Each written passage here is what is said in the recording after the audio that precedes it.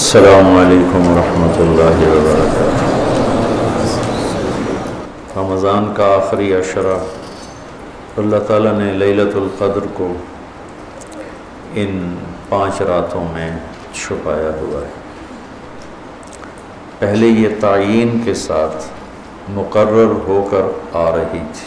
آپس کے جھگڑے ایسی نحوست ہیں کہ آپ خیمے سے باہر آئے، 2 صحابہ آپس میں ان کی کوئی تلخی ہوگی، ان کی آوازیں اونچی ہوں، جھگڑا بڑھ گیا تو آپ نے باہر تشریف لا کے فرمایا کہ میرے اللہ نے مجھے شب قدر بتا دی تھی کہ فلاں رات ہوا کرے گی، لیکن تم لوگوں کے جھگڑے کی وجہ سے اللہ تعالیٰ نے اس کو اٹھا لیا اور چھپا دیا، اور اب تم اسے طاق راتوں میں تلاش کرو، 21 میں، 23 میں، 25 میں، 27 میں، 29 میں اس کو تم تلاش کرو۔ آپس کا اختلاف صحابہ کا تھا، 2 صحابی آپس میں کس بات پہ الجھ گئے پتہ کوئی نہیں۔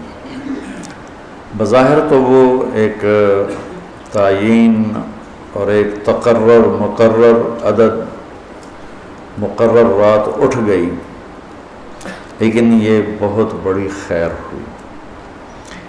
اگر یہ رات متعین ہوتی کہ 21 کی رات شب قدر ہوا کرے گی، یا 27 یا 23 یا 25 یا 29، اور آنے والے زمانے میں غفلت تو ہونی تھی، جہالت بھی ہونی تھی، نافرمانی بھی ہونی تھی۔ رات متعین ہو، لوگوں کو پتہ ہو آج شب قدر ہے، پھر لوگ نافرمانی کرتے تو نقد عذاب آتا۔ تو اللہ تعالیٰ نے اس چھپانے میں بھی اپنی رحمت کو شامل حال کیا۔ جب ایک آدمی شراب پی رہا ہے، اسے پتہ ہی نہیں شب قدر، کسی کو بھی نہیں پتہ کہ آج ہے۔ ہم تو 5 راتیں چھوٹی انشاءاللہ جاگ کے، آپ تو ویسے ہی علم میں مصروف ہیں، تو چلو آپ کی برکت سے ایک حدیث بھی یاد آ گئی۔ ابو ہریرہ رضی اللہ عنہ فرماتے ہیں مدارسۃ العلم ساعۃ، دارس یدارس، ایک دوسرے کے ساتھ علمی محاورہ کرنا، یا جس کو آپ تکرار کہتے ہیں، مدارسۃ العلم ساعۃ خیر من احیاء لیلۃ القدر عند الحجر الاسود۔ اللہ اکبر، تم تو بڑے مالدار ہو یار، ہیں ماشاءاللہ۔ آپ کی رات اللہ کے فضل سے علم میں گزرتی ہے، تو اور لوگ بھی بیٹھے ہیں، میں ترجمہ کر دیتا ہوں۔ چند گھڑی، تھوڑی دیر کا علمی مذاکرہ، علمی گفتگو، علم کی طلب میں، علم کی تلاش میں، مناظرہ نہیں، لڑائی جھگڑا نہیں، علم کی طلب اور تلاش میں تھوڑی دیر علم کا مذاکرہ اور علم کی بات چیت، یہ حجر اسود کے سامنے کھڑے ہو کر لیلۃ القدر میں ساری رات نفل پڑھنے سے بہتر ہے۔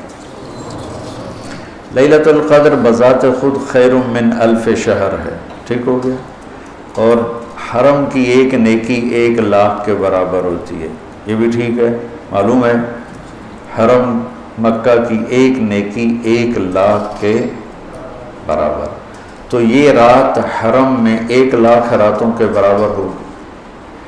1,00,000 کو 1000 سے ضرب دیں تو کتنا بنے گا؟ مولوی شاید بتائے گا، حساب اچھا کر کر 10 کروڑ مہینے بنتے ہیں، 10 کروڑ مہینے بنتے ہیں، 10 کروڑ مہینوں کے سال بناؤ، لاکھوں سال بنتے ہیں، ہزاروں سال بنتے ہیں۔ تو علم کا مذاکرہ، علم کی طلب میں، علم کو سیکھنے کے لیے تھوڑی دیر بیٹھنا، وہ حجر اسود کے سامنے لیلۃ القدر میں ساری رات نفل پڑھنے سے بہتر ہے۔ یہ تو ہو گیا عام دنوں میں۔ جب یہ علم کی طلب رمضان میں ہو تو ہر عمل پہلے ہی 70 گنا بڑھ جاتا ہے۔ فرض علم کی طلب تو فرض ہے، تو فرض 70 گنا ہو جاتا ہے، نفل فرض بن جاتا ہے، تو اس کو ملٹیپلائی کرنے کے لیے کوئی کمپیوٹر بھی کام نہیں دے گا۔ یہ آپ اللہ کے فضل سے آپ کی ساری ہم نے 25 کو چھٹی رکھی ہے، 2 راتیں گھر جا کے جاگ لینا، ایک 27 کی ایک 29 کی، تو انشاءاللہ تو اب ویسے بھی آج کل راتیں چھوٹی ہیں، تو یقیناً ایک رات تو ہوگی اس میں، 5 راتیں اگر ہم جاگ لیتے ہیں یقیناً ایک رات اس میں شب قدر ہے۔ تو اللہ کے نبی شد المیزر ان آخری عشرے میں خوب محنت فرماتے، کمر کس لیتے، اور ساری زندگی اعتکاف بیٹھے۔ آپ نے کبھی اعتکاف نہیں چھوڑا، فتح مکہ پہ چھوٹا، لیکن شوال میں آ کے بیٹھے، 1 مہینہ پورا اعتکاف کیا، پھر 20 دن کیا، پھر 10 دن، پھر 9 رمضان میرے نبی کو ملے، 9 رمضان۔ تو 1 میں اعتکاف چھوٹا اور باقی میں آپ نے مسلسل اعتکاف فرمایا۔ لیلۃ القدر کی صرف تلاش نہیں بلکہ اعتکاف اللہ کے در پر پڑ جانا ہوتا ہے۔ تو اعتکاف اللہ کے در پہ پڑ جانا ہے، اور اعتکاف والوں کو فضیلت ہے کہ وہ سوئے بھی ہوں تو ان کے لیے عبادت لکھی جاتی۔ باقی ہمارے جیسے لوگ تو نفل پڑھیں گے تو عبادت لکھی جائے گی، قرآن پڑھیں گے تو عبادت کا اجر لکھا جائے گا، اور اعتکاف والا سویا بھی ہو تو قلم اس کا چلتا رہتا ہے۔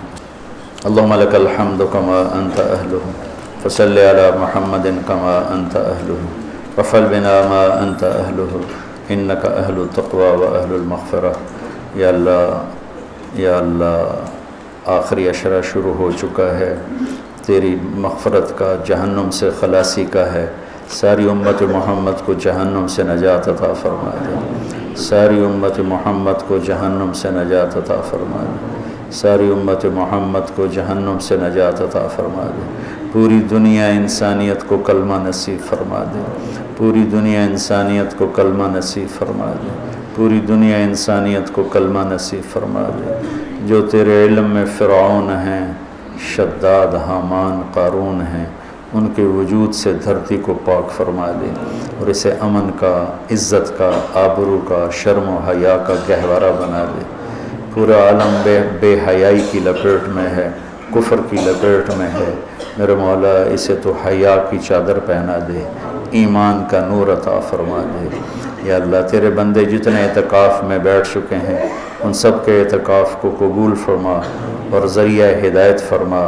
حرمین میں جتنے تیرے بندے بندیاں اعتکاف میں بیٹھے ہیں ان کے اعتکاف بھی قبول فرما اور ذریعہ ہدایت فرما۔ یا اللہ تو ہماری یہ چھوٹی سی ایک کاوش، ایک حقیر سی کوشش، اسے بھی یا اللہ قبول فرما اور اسے ذریعہ ہدایت بنا۔ ایک قرآن سے ہمارے دلوں کو جوڑ دے، سیرت سے ہمارے دلوں کو جوڑ دے۔ یا اللہ اپنے محبوب کی مبارک زندگی ہمارے سامنے کھلی کی کتاب کی طرح کر دے، اور ہر عمل کو اپنے محبوب کے یا اللہ نور کی روشنی میں دیکھنے کی توفیق عطا فرما۔ پوری امت میں یا اللہ سیرت حاوی فرما، پوری امت میں یا اللہ اپنے محبوب والے اخلاق زندہ فرما، بد اخلاقی سے ہماری حفاظت فرما۔ میرے دیس کو چوری ڈاکے سے بچا، ظلم و ستم سے بچا، قتل و غارت سے بچا، جھوٹ فراڈ سے بچا، سود اور رشوت سے بچا، یا اللہ ملاوٹ اور کھوٹ سے بچا۔